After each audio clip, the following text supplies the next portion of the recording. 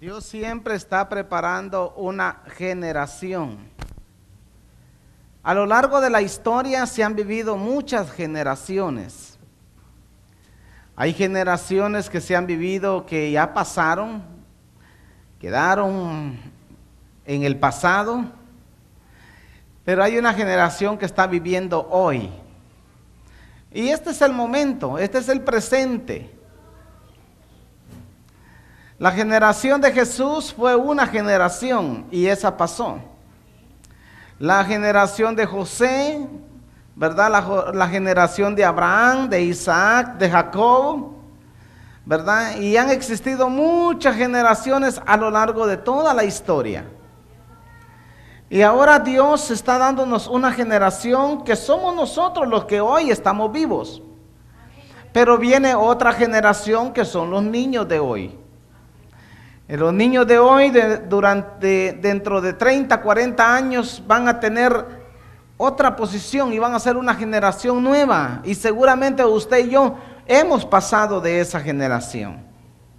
Pero estamos viviendo nuestro presente. Y nosotros tenemos que aprender a disfrutar y a vivir el día a día. El día que Dios nos da. Disfrutarlo, si podemos, hay que disfrutarlo a lo máximo. Hay que disfrutar cada momento, hay que disfrutar cada día, ya sea con la familia, ya sea con los amigos, ya sea en la iglesia, con los compañeros de trabajo, pero hay que disfrutar ese día, porque ese es el día que hizo el Señor. Entonces la generación de la hora es una generación que tenemos en nuestras manos o a nuestro alcance la tecnología. Tenemos a nuestro alcance los medios de comunicación, ¿verdad? Que ahora está masivo todo eso. Tenemos a nuestro alcance la literatura. Tenemos a nuestro alcance, ¿verdad? El transporte, ya sea por avión, ya sea por vehículo, ya sea por tren, ya sea por barco. Es una generación que podemos accesar y disfrutar de todo lo que hoy tenemos o lo que hoy podemos. Si usted se subiera un día a un avión o a un barco, usted nunca sabe cómo inventaron el barco, cómo hicieron el barco, cómo hicieron el tren, cómo hicieron el avión. Pero usted se sube y se sienta y disfruta de ese lugar, ¿verdad?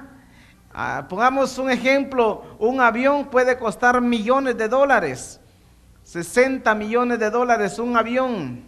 Puede haber un barco que cuesta millones, pero usted solo paga su boleto, se sube y disfruta de andar ahí, porque ese es su presente, ese es su momento.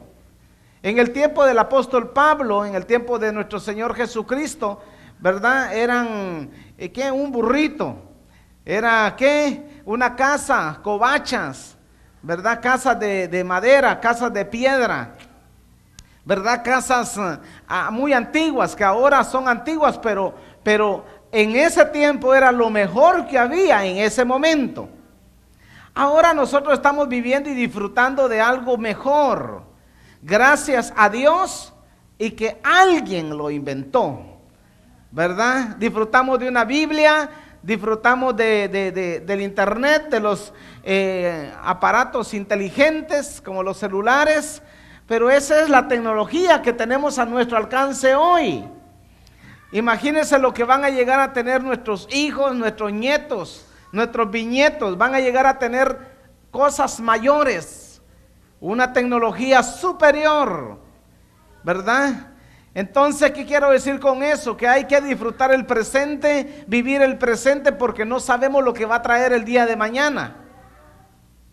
Y en el libro de Mateo, capítulo 14, verso 27, dice la palabra del Señor, hasta el verso 31. Pero enseguida Jesús les habló diciendo: tened ánimo, yo soy, no temáis. Entonces le respondió Pedro y le dijo: Señor, si eres tú, manda que yo vaya a ti sobre las aguas. Y él le dijo: ven. Y respondiendo Pedro o descendiendo Pedro en la barca, andaba sobre las aguas para ir a Jesús, pero al ver él el fuerte viento tuvo miedo y comenzando a hundirse dio voces diciendo: Señor, sálvame. Y al momento Jesús, extendiendo la mano, asió de él y le dijo: hombre de poca fe, ¿por qué dudaste? Lo sorprendente no es tanto que Pedro haya caminado en el agua. Lo sorprendente fue que Jesús lo haya sacado de la aflicción, lo haya sacado del momento desesperante de hundirse, de poder llegar a hundirse en el agua. ¿Quién hizo el agua? Dios. Y Jesús tenía esa facultad de poder disfrutar de caminar encima del agua que papá Dios había hecho. Entonces para Jesús no era muy sorprendente él pegar los primeros pasos y caminar en el agua. Y él no se hundía porque él andaba en lo sobrenatural. Pero Pedro no conocía esa dimensión, ni tampoco los otros 11 discípulos no conocían esa otra dimensión. De repente vieron a Jesús caminando y dicen: oh, quizás es un fantasma. Por lo tanto les dio miedo. Pero Pedro, atrevido, le dice: Señor, si eres tú, manda que yo vaya. Él no pidió por los demás, él pidió por él.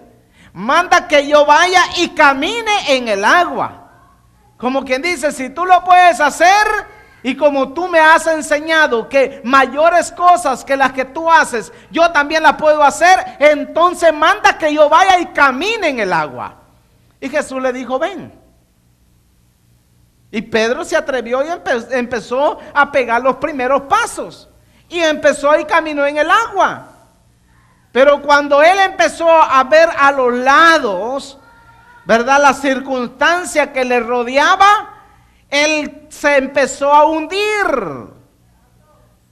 Y le dice: Señor, sálvame, que perezco. Sálvame. ¿No es cierto que muchas veces el Señor nos manda a nosotros a enfrentar algunos desafíos? Nos manda el Señor a enfrentar desafíos.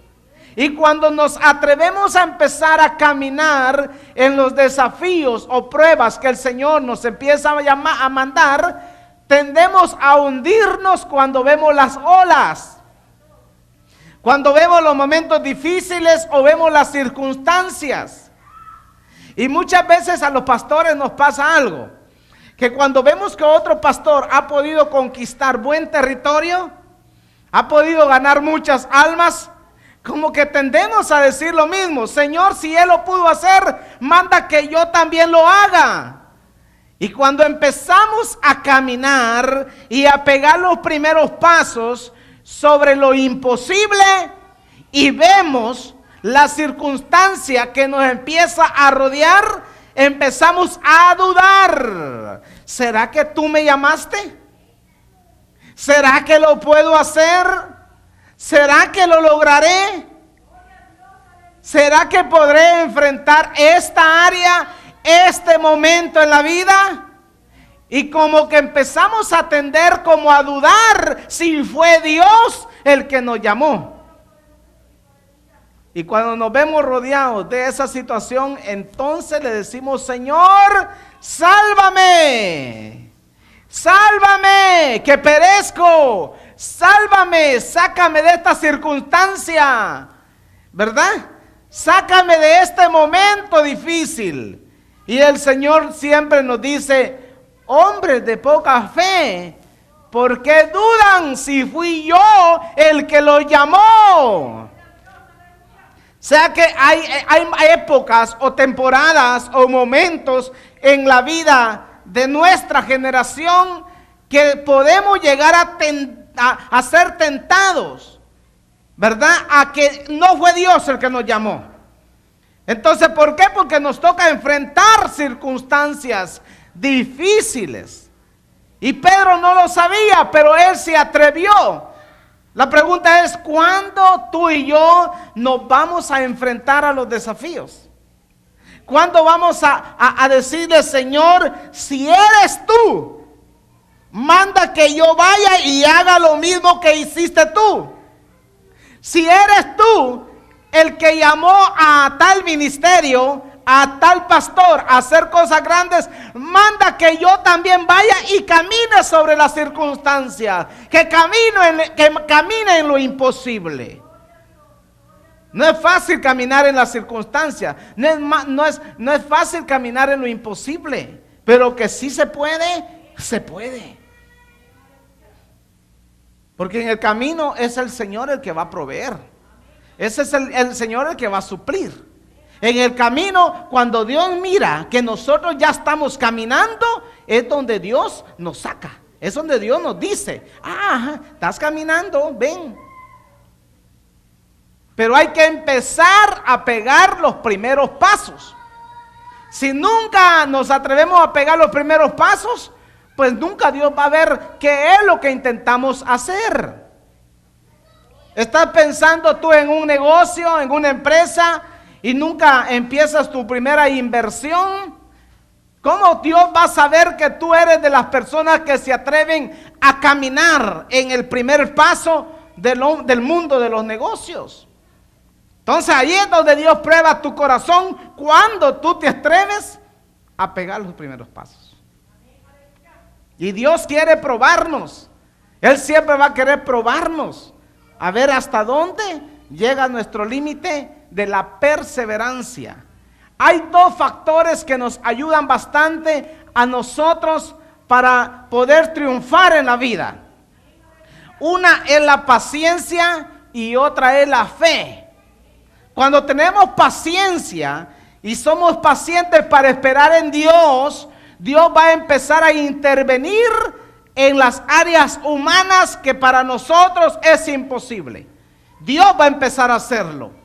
Entonces, y la fe es la que nos va a elevar y nos va a mantener siempre flotando en el mundo de lo imposible. Pero es la fe y la paciencia. Hebreos capítulo 6, el verso 12 dice: a fin de que no os hagáis perezosos, sino imitadores de aquellos que por la fe y la paciencia heredan las promesas. Porque cuando Dios hizo la promesa a Abraham, no pudiendo jurar por otro mayor, juró por sí mismo. Sea que lo primero que Dios hace es decir que tenemos que tener paciencia para esperar en Dios. Y como Dios no puede hacer un juramento por alguien mayor que Él dice, no lo puedo hacer por alguien mayor que yo porque no existe. Otro mayor que Dios no existe. Entonces dice Él, lo hago por mí mismo. Entonces, ¿qué quiere decir con eso? Quiere decir que de una u otra manera podemos ver la dimensión de las otras personas que por la fe han alcanzado las promesas.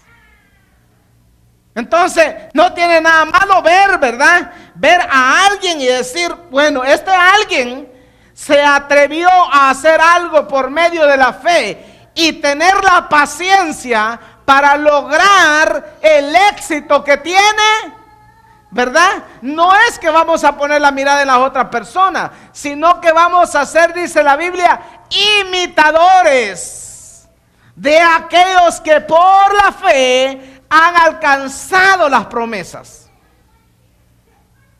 La pregunta, ¿a quién tú quieres seguir? ¿Vas a seguir a los que vienen detrás de ti, que apenas empiezan a pegar primeros pasos?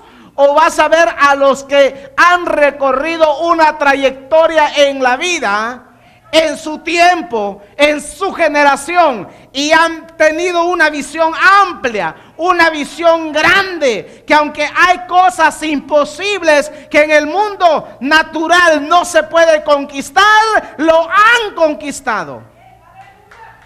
Lo que está diciendo es: sed imitadores de aquellos que por la fe han alcanzado las promesas y han tenido paciencia. Porque para edificar una casa se necesita paciencia. Para edificar una familia, un hogar, un matrimonio, mantenerlo a flote, se necesita paciencia. Para sostener un negocio se necesita paciencia. Para establecer una iglesia, un ministerio, se necesita paciencia, fe, perseverancia, constancia. Hay que mantenerse flotando, mantenerse con la fe en alto, creyéndole a Dios. Incluso para mantener la salud, tienes que mantener cuidándote tu cuerpo, ¿verdad? Cuidando ese cuerpo precioso que Dios te dio. Nunca reniegues por el cuerpo que tú tienes. Eres la persona más bella en la tierra. Porque eres única, eres único. No hay otro en el planeta Tierra como tú. Porque Dios siempre está haciendo originales. Cuando un niño nace, a ese niño, ¿quién le da la vida? Dios.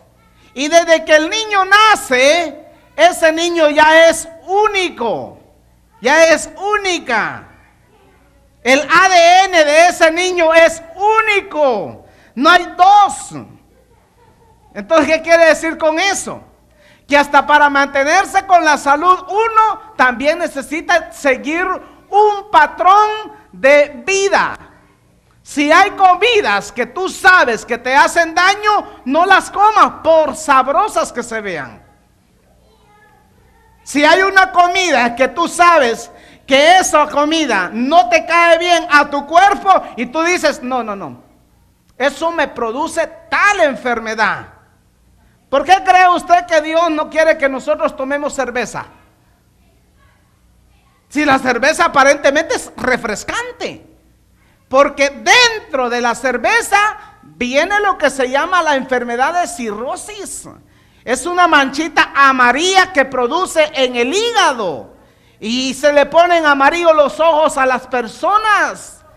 Entonces están metiendo una enfermedad a su cuerpo. ¿Por qué nosotros los cristianos no fumamos cigarro? Porque la nicotina produce cáncer en los pulmones. Entonces hay cosas que Dios nos prohíbe a nosotros no hacerlas para alargarnos la vida en la tierra. No es para que Dios privarte, es que tú tienes que hacerlo por alargar tu vida. Entonces, si hay una comida, hay una bebida, hay algo que te va a ocasionar daño en tu propio cuerpo, dice la Biblia que nuestro cuerpo es templo y morada del Espíritu Santo de Dios. Y dice la Biblia que espíritu, alma y cuerpo sea guardado irreprensible hasta la venida del Señor. Y la Biblia dice que el cuerpo de Eliseo estaban en una tumba, y cuando alguien llegó a querer enterrar y el cuerpo del otro difunto muerto cayó y tocó los huesos de Eliseo, el otro cuerpo vivió. Quiere decir que aún tu cuerpo le pertenece a Dios. Tu cuerpo, tu espíritu, tu alma le pertenecen a Dios.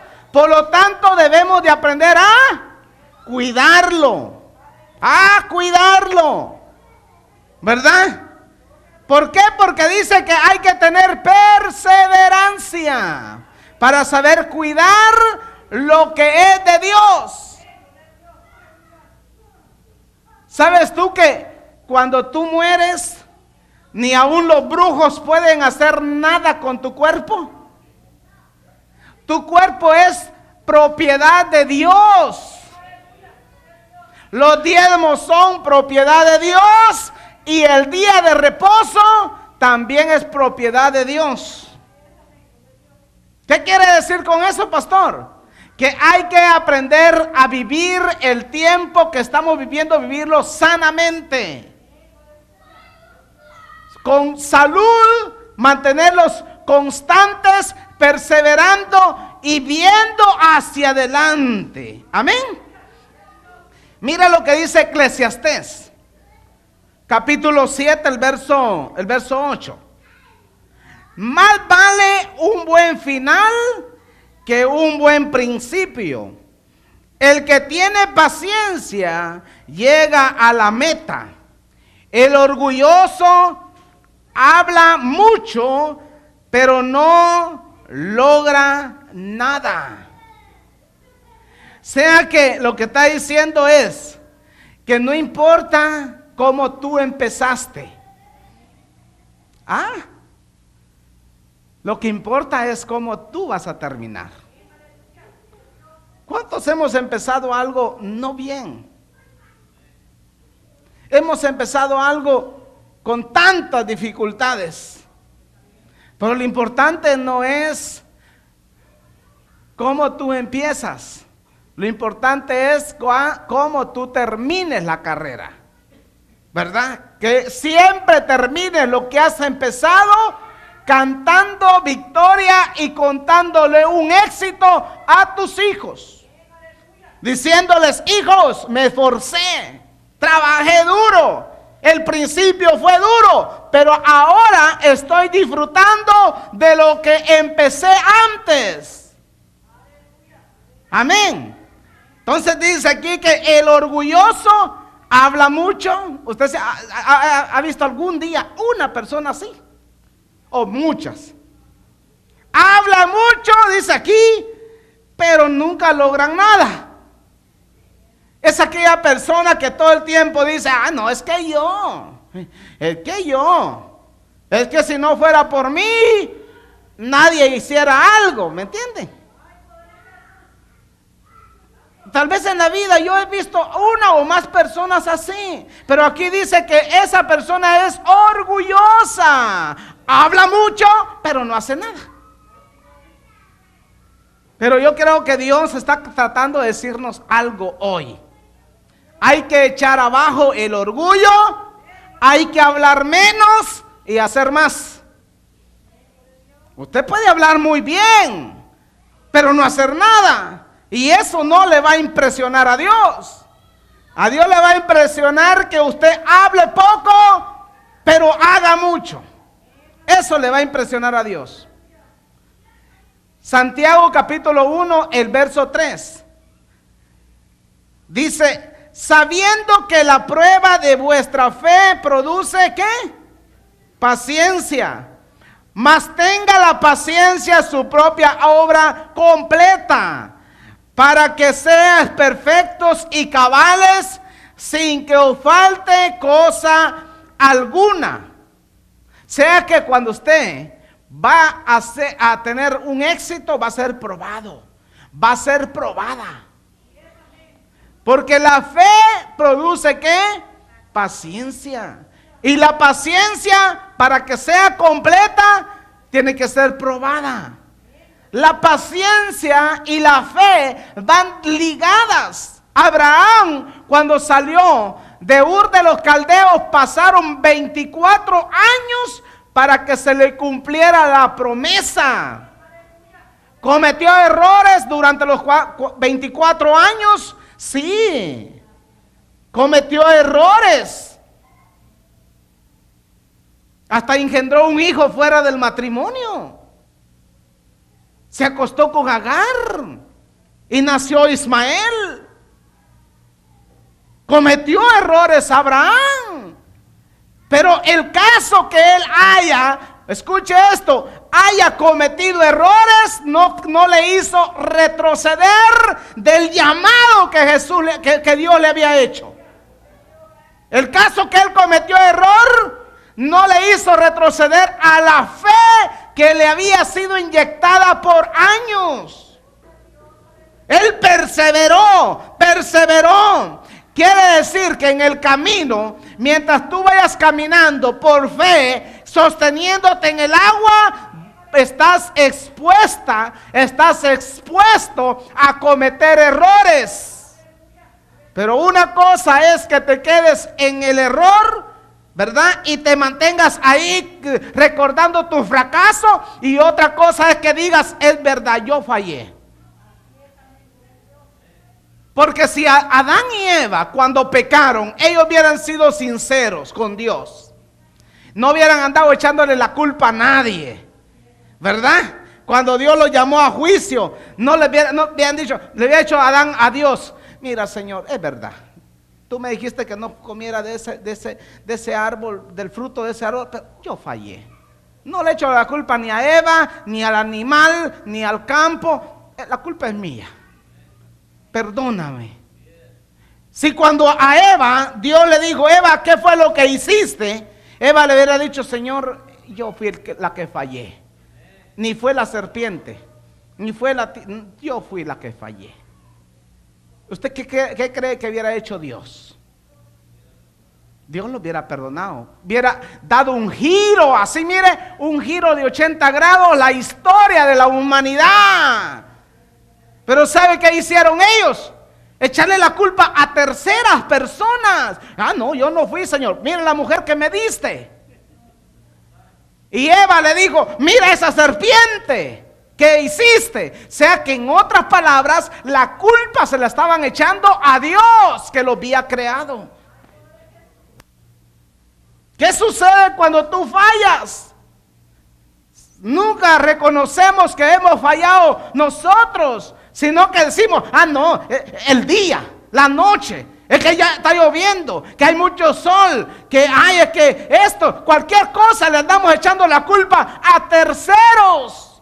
Y por eso a veces nos va mal. Y Abraham sabía, y él dijo, ok, es verdad, ya fallé, pero me levanto nuevamente. Y siguió creyéndole a Dios, y de tal manera que un día Dios lo visitó, ¿verdad?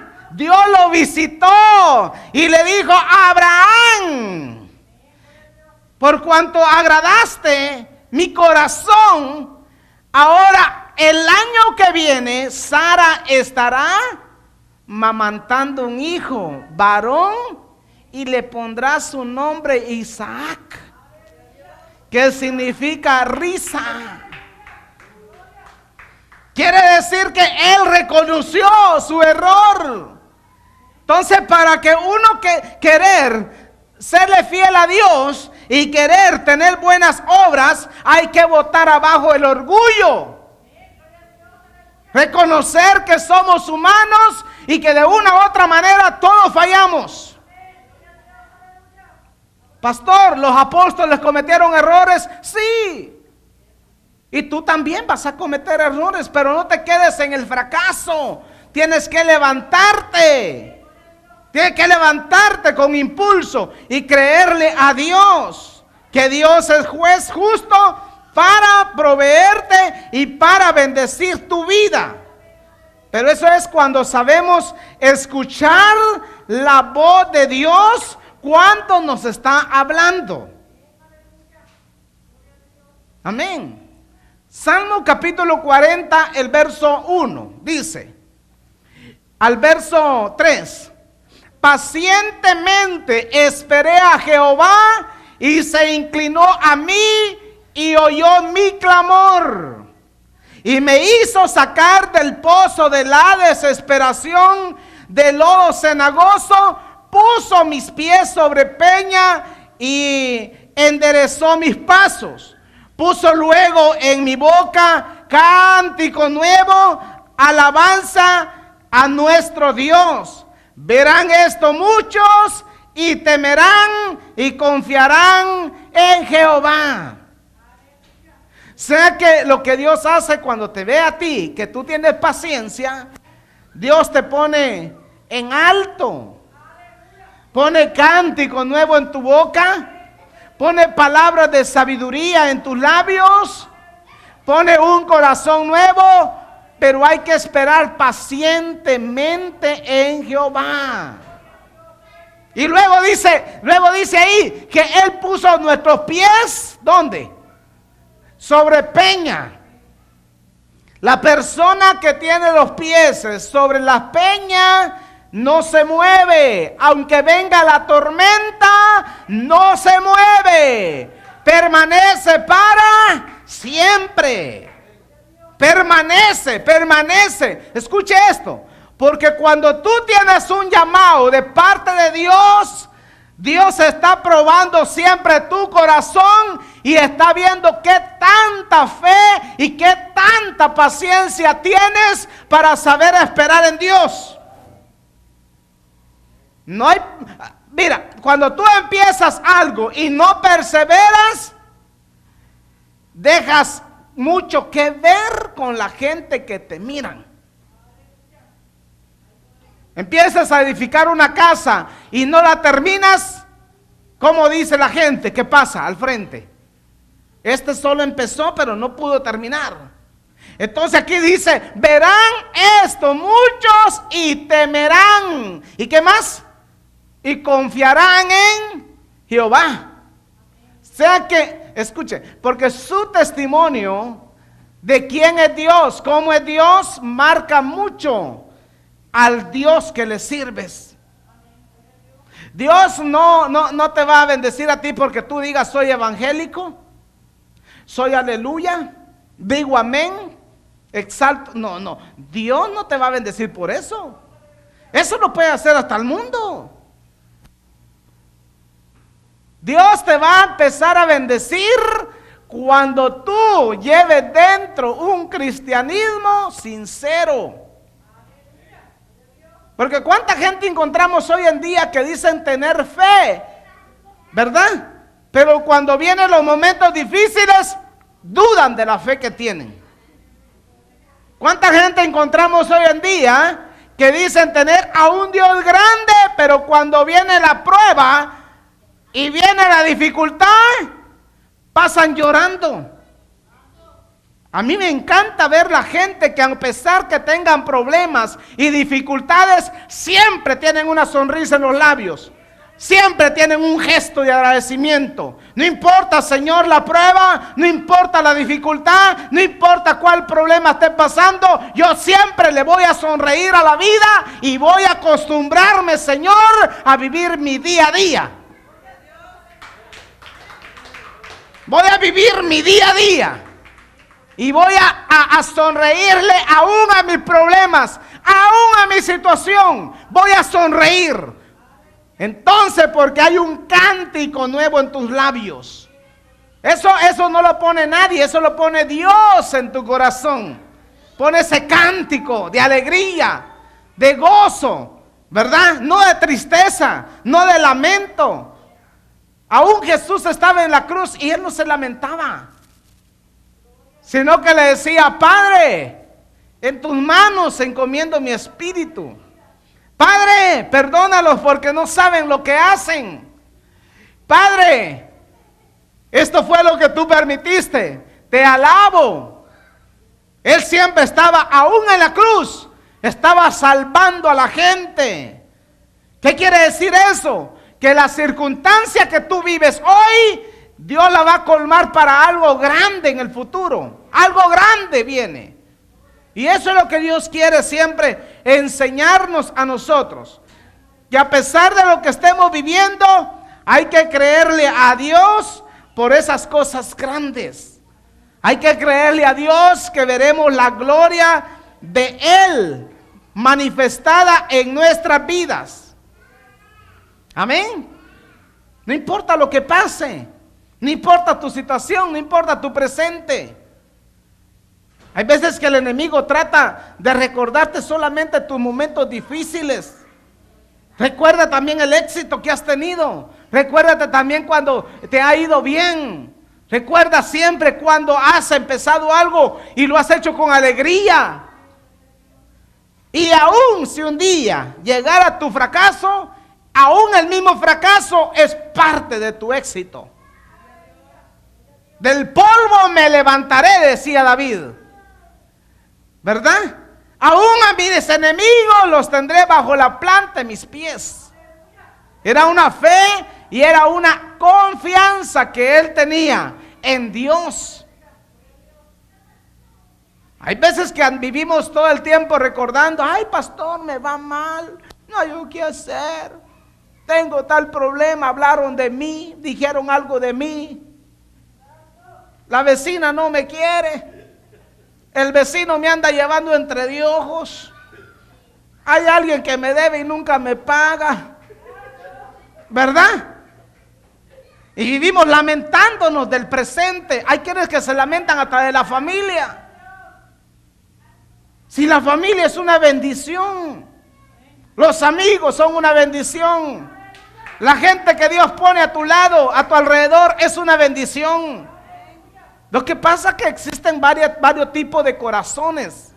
Hay corazones duros, hay corazones amargados, hay corazones resentidos, hay corazones llenos de amargura, hay corazones llenos de odio y rencor. Y escuche esto, porque Dios quiere sanar tu corazón para que cuando encuentres a alguien de ese tipo, de esa manera, tú con tu corazón sano y limpio delante de los ojos de Dios, le des la medicina a esas personas que están alrededor tuyo.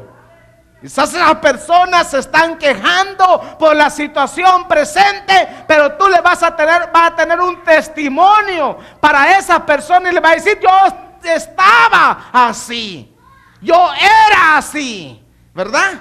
Pero ¿sabe qué? Un día conocí la verdad, un día conocí la palabra, un día conocí al Salvador, yo conocí al que lo puede hacer, al que te puede sanar, al que te puede levantar, y tú le das esa palabra a esa persona y esa persona seguramente va a llorar, pero ya no de tristeza, ya no de dolor, ya no de amargura, ya no de resentimiento, sino que va a aprender a renovar su corazón. La actitud y lo que llevamos dentro del corazón marca aún hasta nuestro final. Al menos yo no quiero llegar a viejo todo amargado. Yo quiero llegar a viejo pero con alegría. Saber que le he servido durante toda mi vida a un Dios vivo. Y aún cuando todos me dejaran, yo sé que Jehová nunca me va a dejar. Él nunca me va a desamparar. Contarle a nuestra familia que realmente vivimos en una vida en el Evangelio creyéndole a Dios. Que un día vamos a ver la gloria de Dios, pero no aquí abajo, allá arriba. Y si hubieran aquí abajo, pues también la vemos. ¿Verdad? Porque si un día Dios te diera algo especial a ti, que la gracia de Dios que posa en ti, un día resplandezca y alguien te admire, gloria al Señor, ¿verdad? Porque ha sido toda una vida de entrega, de servicio, de compromiso con Dios. Pero mira lo que dice el Salmo capítulo 75.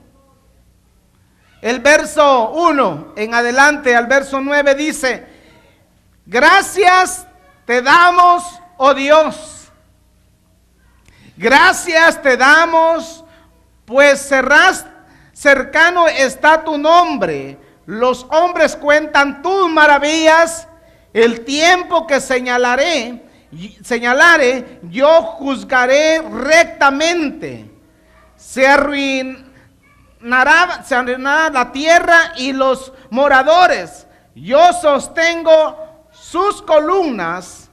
Dile a los insensatos, no os infatuéis, a los impíos no os enorgullezcáis, no hagáis alarde de vuestro poder, no habléis con cerviz erguida, porque ni del oriente ni del occidente ni del desierto viene el enaltecimiento, mas Dios es el juez, y este humilla y aquel que enaltece, porque el cáliz de esta está en la mano de Jehová, y el vino está fermentado, lleno de mosto, y él derrama, dice, lo mismo, hasta el fondo lo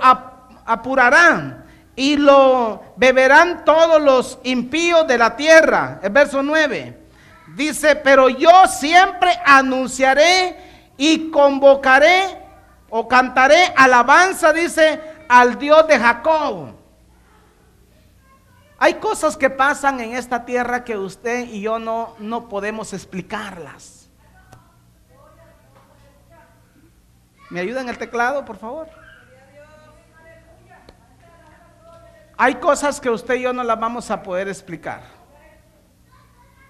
Pero dice la Biblia que en la mano de Dios se sostienen todas las cosas. No en nuestra mano ni en nuestro poder. Él es el que enaltece y Él es el que humilla también. En su mano está el darle poder a alguien, y en su mano también está quitarle el poder. En sus manos está el vino que sirve para sanar las heridas de las personas. En su mano está la fortaleza, en su mano está la vida, pero también está la muerte. No está en nuestras manos, ni está a nuestro alcance, ni está en nuestro poder. Dice la Biblia que al que se enaltece, el que tiene, ¿verdad?, el pecho erguido, es aquella persona que anda siempre con orgullo en su corazón. Y con eso no queremos machacar a los orgullosos, ¿verdad? Pero la verdad que la gente orgullosa, hermanos, no saben que en las manos de Dios está la vida y está la muerte. Una persona orgullosa, hermanos, es alguien que no reconoce que todos somos humanos en el planeta Tierra y que solamente hay un creador, no hay dos creadores, solamente hay un creador. Y es Dios. En la mente de Dios estaba tanto aquellas pequeñas células, ¿verdad? Aquellos pequeños insectos. Estaba en las manos de Dios y en la mente de Dios crear hasta las partículas más pequeñas como el átomo, como crear también el sol, la luna, el universo completo, todo lo que existe. Dios te creó a ti y me creó a mí.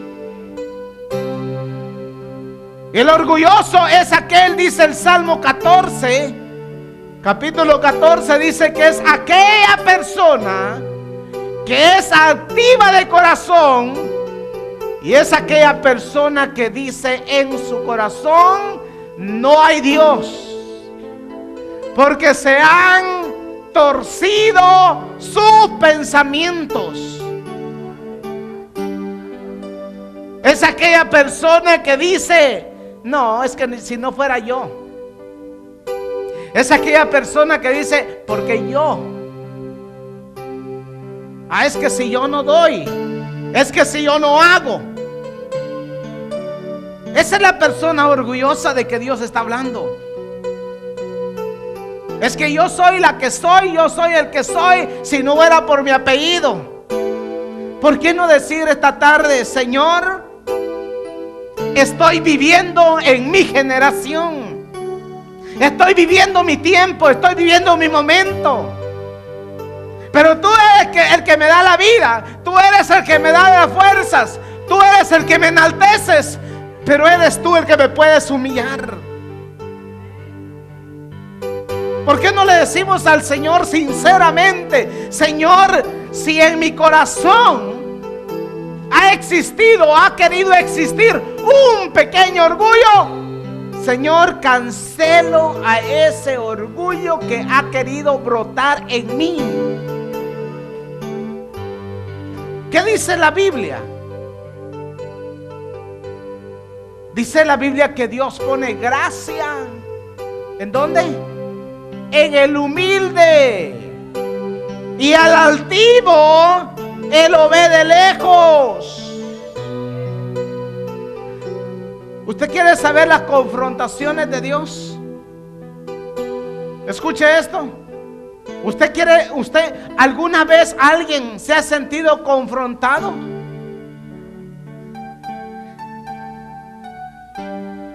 Cuando nosotros, hermanos, creemos que por nuestras fuerzas alcanzamos las cosas, escuche, nos estamos engañando nosotros mismos.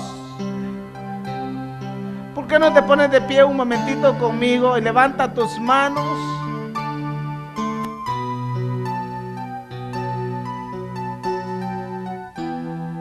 Voy a cerrar con esto, pero escuche esto, por favor, porque esto es bueno. Cuando han habido personas que no hemos tenido nada, venimos de abajo, hemos empezado una vida sin Dios, hemos empezado una vida en el pecado, hemos empezado una vida en el adulterio, la fornicación, en el robo, en la avaricia. Cuando de repente Dios te saca de ahí, y la gracia de Dios empieza a posar en ti, a fluir en ti. ¿No es cierto que a veces como que nos olvidamos que fue Dios el que nos levantó? No, escuche, ¿no es cierto que como que nos olvidamos que antes no éramos nada, antes no teníamos nada? Nos olvidamos muchas veces de dónde venimos. Nos olvidamos de dónde nos criamos. Nos olvidamos muchas veces quién nos amamantó. Nos olvidamos muchas veces que antes no teníamos nada. Pero el Señor hoy nos está confrontando y nos quiere hacer volver a la realidad y decirnos: es la generación de un ahora. La generación de la hora no es una generación totalmente que busca a Dios. Es una generación que ama el pecado. Es una generación que se inclina a dioses ajenos. Y lo que Dios está tratando de decirnos a nosotros es: quiero levantarte a ti con un sacerdocio diferente. Quiero levantarte a ti como un hombre o una mujer que marque esta generación, que marque este tiempo que estamos viviendo. Quiero levantarte a ti para que no hagas lo que los otros hacen. Es la generación que Dios quiere levantar, una generación santa, un pueblo adquirido por Dios, apto para reflejar la luz de Cristo. Esa es la generación que Dios quiere levantar. La generación que Dios quiere levantar es una generación que se aparte del pecado, que le diga no al pecado, no a la inmundicia, no a la avaricia, y le digan sí a Dios.